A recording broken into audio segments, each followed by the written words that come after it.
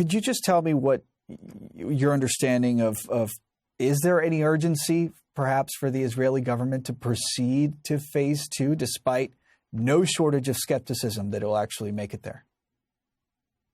The urgency is beyond any question, obviously, because those people will not survive another year or two, or God knows how much.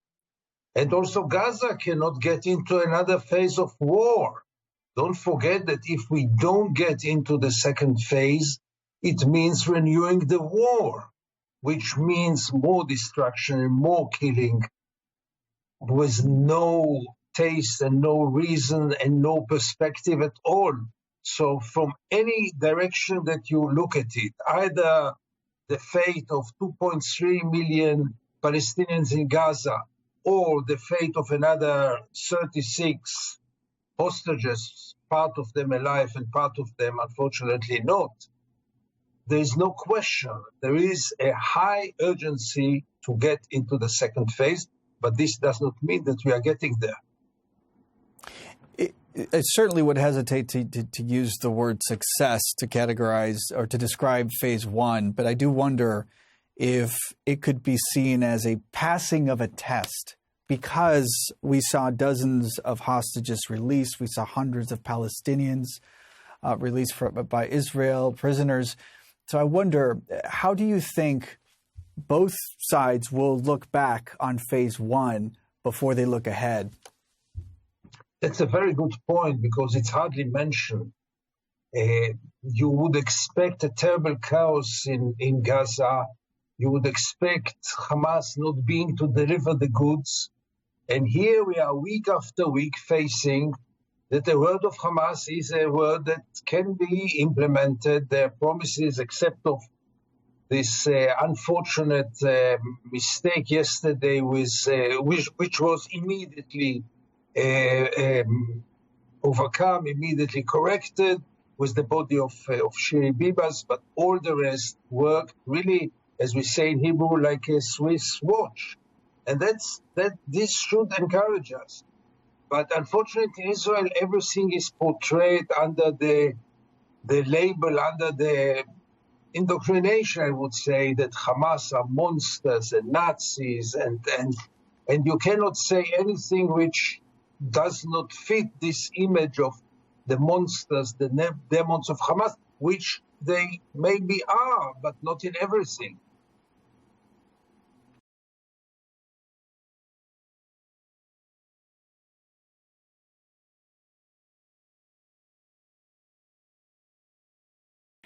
In a big sense here, you've got this meeting that is taking place in Saudi Arabia, which is a precursor to the Arab League meeting, which is set to take place in Cairo early March. The question is, do Arab leaders actually have a plan that could counter what Donald Trump is thinking? Well, they are scrambling to come up with a counter proposal to Donald Trump. I think what the Arab states have done is that they have allowed Donald Trump and Benjamin Netanyahu to determine the priorities and the agenda. Donald Trump has flipped the script on the Arab state. The question is not really what Donald Trump wants. Donald Trump's idea is monstrous. It has been rejected by the entire world, with the exception of the far right in Israel. The question is, what is the Arab vision? What is the Arab plan for Palestine? There is a vision.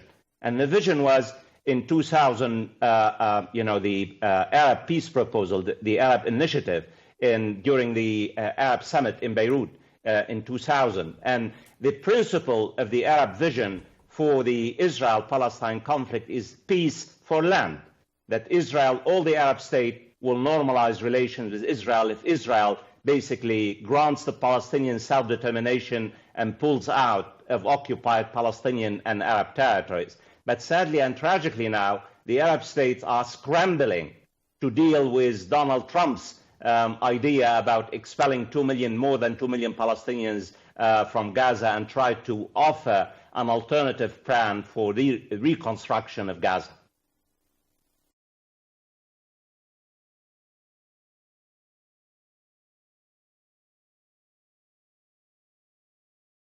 We're beginning this morning with breaking news out of the Middle East. 5 of 6 Israeli hostages have been released from Gaza this morning, and we're standing by for the final hostage to be released at another location soon. They're the final living captives that both Israel and Hamas agreed would be released in phase 1 of the ceasefire. 4 of the 6 hostages were kidnapped during the October 7th attacks. The other 2 walked into Gaza more than a decade ago. And the remains of another hostage, Shiri Bibas, arrived in Tel Aviv Friday night. Her remains were supposed to have been released on Thursday with the remains of her sons, but forensic tests showed the body was not hers. Israeli officials were outraged. They promised revenge.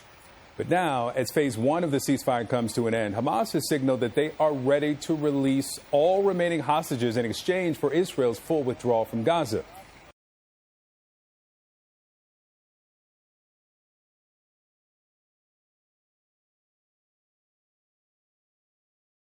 The Israeli military now has 2 hostages that Hamas released just a short time ago. Some of the pictures taken just a few moments ago there out of Rafah, the militant group handing over 40-year-old Tal Shoham, as well as 38-year-old Avira Mengistu. They are now in the care of the Red Cross. In the last hour, you see them, these pictures from a few moments ago where they were officially handed over and now safely with the Red Cross.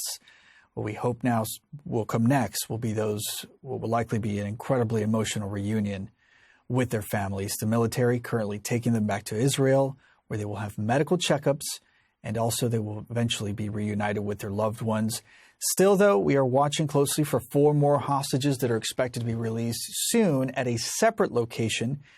As part of the deal, Israel is expected to free more than 600 Palestinian prisoners.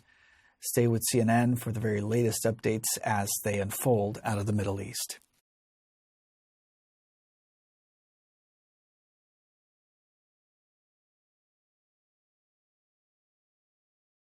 Human remains returned to Israel on Friday have now been confirmed as those of former hostage Shiri Bibas, according to a statement from her family provided by the Hostages and Missing Families Forum on Saturday. They say, quote, "Our Shiri was brought home. After the identification process at the Institute for Forensic Medicine, we received the news this morning that we'd feared. Our Shiri was murdered in captivity." CNN has reached out to the Israeli government for official confirmation of the results of that forensic exam.